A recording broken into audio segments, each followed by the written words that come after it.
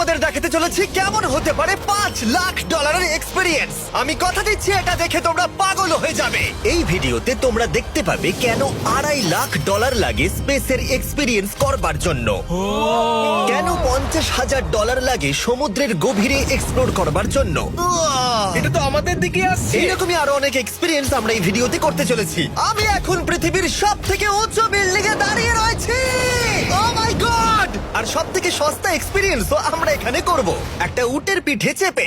$1 আমি কতক্ষণ রাইড করতে পারবো? $1 2 মিনিট। ঠিক আছে, হ্যাঁ। এটা $1 দারুণ এক্সপিরিয়েন্স। হ্যাঁ।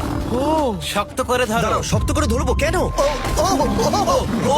মাই গড! আমি ইজিপ্টে উটে রাইড করতে চেয়েছিলাম, কিন্তু ওটা $1 অনেক বেশি, তাই আমি এখানে নিজেই পিরামিড লাগিয়ে দেবো।